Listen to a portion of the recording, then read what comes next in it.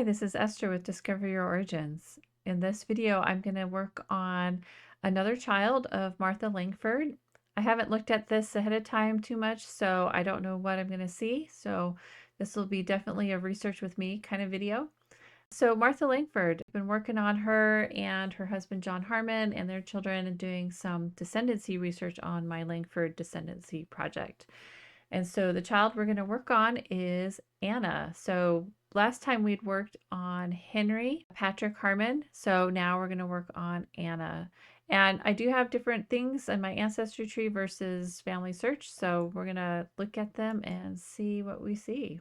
All right, so on my ancestry page, I've got 5 record hints to look at. I've got 2 attached already because of attaching those records to her parents and other siblings. And then on family search, I've got a duplicate that I need to take care of. And Lindler, I think, is her married name. So let's look. Yes, Silas Paul Lindler. So pretty good chance that that is a legitimate duplicate. And we'll take care of that here in a minute. But we've got 12 sources already attached to her on family search and just 5 record hints on ancestry. So let's look at record hints here for a minute. Okay, so looking at the hints here, the first one is a scanned image of Charles Lott Lindler's birth certificate. And we do have a Charles Lott as a child here. I'm going to skip that for a minute here and we'll just look at the 1870 census. So let's review that. That probably is a source already attached. Yes. So here's the 1850 and 1860 censuses that I've already attached, and now here's the 1870 census. So let's look and see what they've got. So Annie Lindler, married to Silas P. Lindler, and then 2 children. So we don't have Charles yet, but that's okay. We'll get to him. So sometimes when you look at census records based on what you have versus what the census has, you might have variation in the birth date. So I don't get too hung up on that until I run into a record that actually gives me a legit birth date. Birth dates in census records are usually an estimate. So we'll do that. And I don't have Silas on my tree yet, so we're going to add him and the 2 children. So that's pretty quick. Ancestry really helps to help you build your tree very quickly. Okay, so we'll add those. And I'm going to actually expand my ancestry tree here for a second. Sometimes it takes a minute for additional people that you add to your tree to show up. So they will eventually show up. All right, so here's the 1880 census. We're in West Virginia. We've got Silas. Let's see, Anna Lindler, birthplace saying West Virginia. So that is a record conflict because the previous census said South Carolina. I'm pretty sure. Let's go double check here. Yeah, South Carolina. So again, you may have some conflicts depending on who reported the information to the census worker. So they may have assumed West Virginia because that's where they were living. Doesn't necessarily mean it's not a match because we got Anna, her spouse, Silas. Her occupation is housekeeper. That's interesting. And then we've got some children here. And Barbara's not in here, so we might have to look and see what we see on family search. Where is Barbara? She might have died as a child. If she didn't show up in the 1880 census, let's see, she would have been 6 in 1870, so 16 years old. She could have been married even by that point, or she could have passed away. So hard to say, but we've got John again here. So here's John, Luverna. So here's Luverna. Charles, here's Charles, and Nancy. So let's get them added to my tree. Now we are going to skip the fact that this says West Virginia, and actually we probably should look at the image itself just to be sure. Should always look at the image. All right, so here we go. All right, here's Anna, says West Virginia, and then West Virginia for her parents. So that's wrong. So curious to who reported that because the previous census does not have that. And this is interesting. The father is supposedly born in South Carolina and the mother is supposedly born in West Virginia. That's interesting. But we know she's born in South Carolina from other records. All right. Yeah. Okay. So let's add that information and we'll just click through here pretty quick.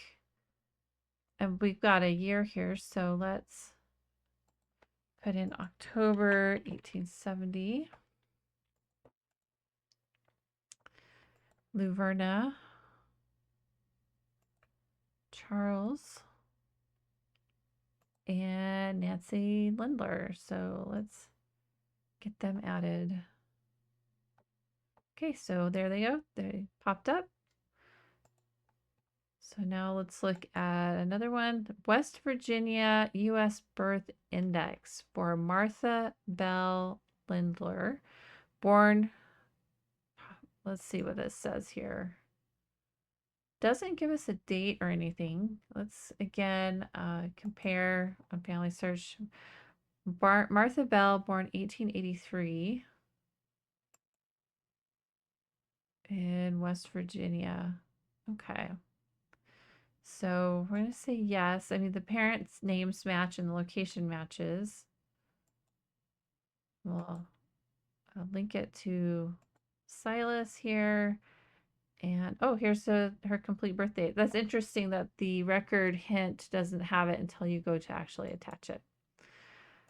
Okay, and we'll add that. So there's a little bit of a difference in the birth location, but we'll go with what the record hint says. It is an index. It's possible it's indexed wrong, so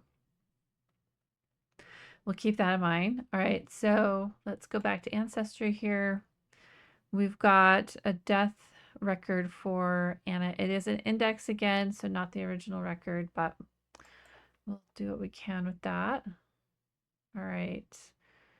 So we have a birth year of 1845, death, Osborne Mills. I'm not sure how to pronounce that county name, Kanawha, West Virginia, age 54. Father's name is John Garman, and now we know her father's name is John Harmon with an H. So it's possible that it wasn't read correctly when the index was created.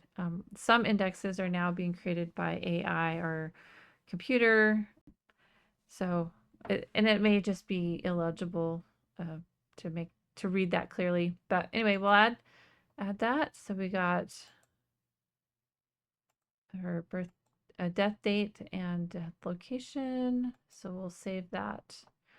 All right. So we don't have good birth year. We've got an estimated birth year. Let's see what Family Search has. So Family Search has an approximate birth year again. So 1843, 1845, we're pretty close on that. Now this image here, let's look at it. Now this image probably refers mostly to Charles. It's good because it's identifying both parents' names. So we have Silas Paul Lindler, Anna Harmon. He's a blacksmith, his father.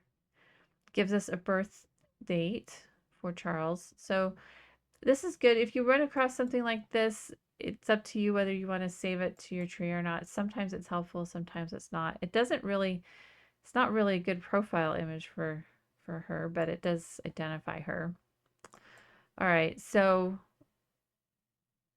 pretty good. I mean, we don't have a exact birth date for Anna, which we may not have. I don't see anything that suggests why she has a middle name. So let's go over to Ancestry and look at that and see. When you click on the pencil icon in Family Search, it will give you the records which are linked to her and the particular information. So according to the 1860 census, which I missed previously, it has Anna D. Harmon. So let's go look at that image. All right, we'll zoom in here and see if we can find her. Okay, here she is right here in the middle of the screen. Anna D. So she does have a middle name that starts with the letter D. So I feel pretty confident in coming back to my ancestry tree, and we'll add that. So do a quick edit here, and we'll add D as her middle initial. All right, so we'll go back to Family Search. Sorry to be bouncing back and forth, but when I'm in the zone and I'm working on this project, this is how I do it. So you're seeing this in real time here. All right, we'll go back to her sources. Let's look at if there's anything else in here that would indicate that her middle name is actually what we have here. We don't really have anything. So we have Anna D and some death records. Here she is, her death record, which we saw before. Oh, we can view her death record on westvirginiaculture.org. Huh. Let's go look. Let's try going to the website westvirginiaculture.org. Let's start here. This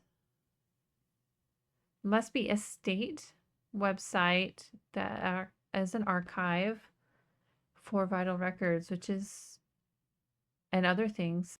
So this is really cool. You can look at quite a lot of things here. So this is awesome.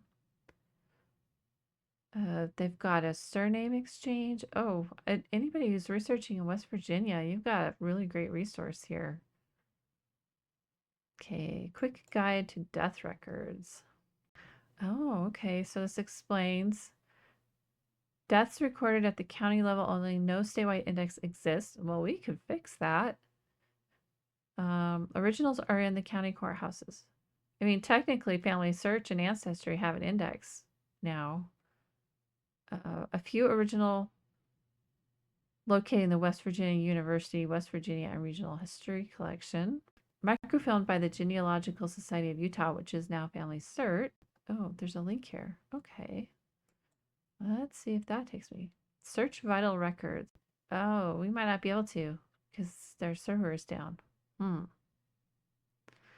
Well, let's just keep going here. We're going to look for death records, and we want Lindler, Anna, and she died in, let's see, 1899.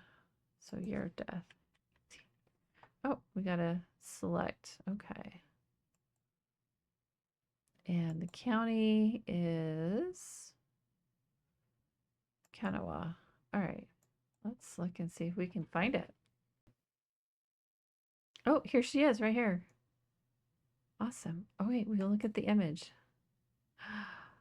Ooh, it's a register. So this isn't a death certificate. It's a register or copy. Thank goodness it was filmed. You have to use your browser to zoom in. So I'm holding the control key and scrolling the mouse wheel to zoom in. And there's Anna D. Lindler. Okay, what does that column mean?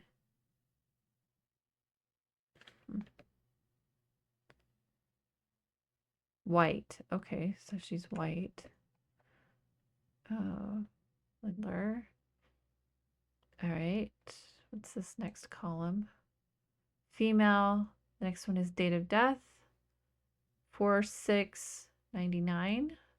Osborne Mills. Oh, it gives a cause of death, consumption, age 54. Oh, here we go. Remember how the index said Garmin with a G? That is an H. Let's zoom in so we can see that. John and Martha Harmon. It is an H. Birth year 1845. Wife, married, S.P. Lindler, husband. Okay, this is awesome. So what I'm going to do actually is I'm going to download this image. I'm going to save this image.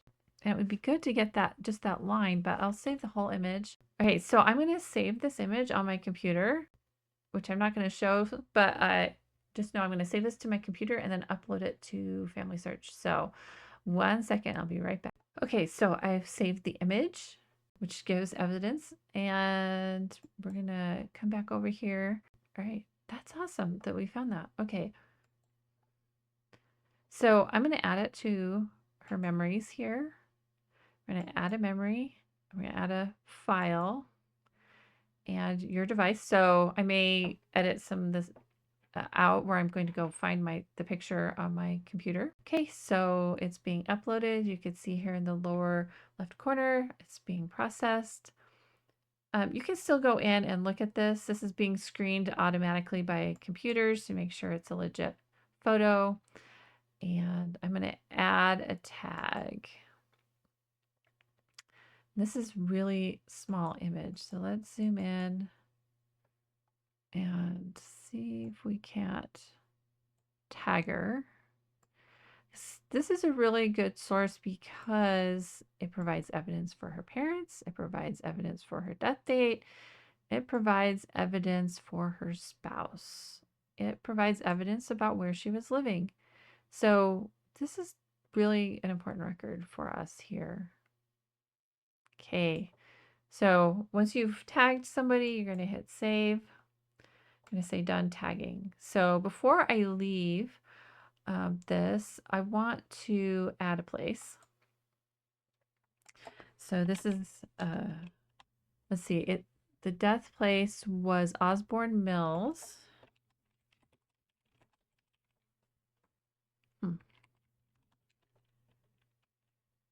That's interesting. Is it spelled differently? Let's see how it's spelled. Osborne Mills. Doesn't like that in Family Search. Okay, we'll add the Kanawha, West Virginia, at least the county. The date. So the date is probably month, because if you look down here, 11/21, that would be November 21st. So this will be April 6th. So we're going to say 6th of April, 1899. And we'll say death register entry. Okay, we'll submit. All right, awesome. So you can record audio, you can add a topic tag. So let's do a topic tag. This will be death. Let's see if it will do it. Okay. We added a death record tag. All right, awesome. Okay. Oh, I'm using the scroll wheel to zoom in and out a picture. And if you haven't looked at Family Search in a long time, they just recently updated this. So this is a completely new format to what they had previously. All right. Now, if you want to see where the tag is that we created, you can hover over the picture, and you can also come and hover over her name and it will highlight it. So awesome. Okay. That's going to process for a minute, and there's a computer algorithm in the background that checks to make sure the image meets their guidelines that they have for Family Search. So awesome. All right, so we've added a memory now with the image of her death register. All right, so what's next? We need to deal with this duplicate, and this Lindler might very well be. So let's go ahead and review this merge. All right, so we've got a name, And Lindler could be Lindler, her married name. Siles Linder, okay, that could very well be Lindler. And then Mary M. Lindler, 1879 to 1894. Okay, so we have a Mary M. Lindler. So that's probably a match. In fact, the ID numbers are the same. So I'm going to go ahead and merge these together and clean that up. So yes, continue. There's nothing over here I want to move over. It's going to move over the duplicate spouse, which we're going to have to merge here in just a second. So yeah, let's continue. And I'm going to say that everything pretty well matches. There's some minor conflicts because of the way the names are spelled, but that's not a big deal. So very nice that Family Search gives you a reason statement here. You can just click on and then you can say finish merge. Okay, merge successful. So now we've got two spouses here that we need to deal with. So we're just going to click on this and copy that ID number for this other Silas, and we'll go and look at Silas's page. All right, so it did offer the possible duplicate here, so we're going to go ahead and click on that, review the merge. And we already know that it's a match, so you can scroll through and compare if you need to, but I'm going to hit continue, continue. We're going to say it matches for the most part, so we'll finish the merge. Okay, very good. So let me just look here. Okay, so Silas, interesting. He was married to a Snellgrove. It's been interesting as I've looked at the Langford family that the Snellgroves intermarry quite a lot. And so here we are again with a Langford descendant, Anna Harmon, having kind of a, indirect connection with someone who married a Snellgrove. So I don't know. I just find that interesting. It just tells you that these families were living together. They interacted together with each other. They married. They had children. And so, yeah, it's interesting. Okay. I'm going to go back to Anna's page for 1 second here. Make sure that we don't have any duplicate child relationships at all. It's all cleaned up now. So that's good.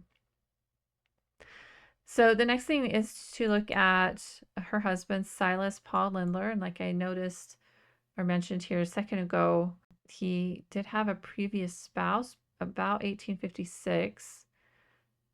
And this is saying that their marriage was 1863 to 1864. So we don't have a marriage record, I don't think. We'll look at his sources. We don't have a marriage record for either marriage, actually, it looks like. But we know that they were married because of the other records for the children. Okay, we got a record hint here on Family Search for Martha Bed Schaefer. Father's name Silas. So this is a death record for a child. We'll need to look at that. Oh, and it can be found on West Virginia Culture. That's awesome. If we go and look for her death record there, we can maybe get a little better information. Okay, so we're kind of at a stopping point here. As we continue doing the research, the next step is to go through and look at each of the children. I probably won't show that on camera because the likelihood that I'll run into somebody who's living is higher, because now I'm getting into people who lived into the last century. There may be record hints for people that are living, so I won't show that on camera. I'll work on those off camera, and we'll come back and talk about some other things that I found on the Langfords. I'm going to see if I can find a death record for Silas as well and update that. Hopefully there's something, but anyway, I hope that was helpful to kind of see the process again, discover that West Virginia culture page.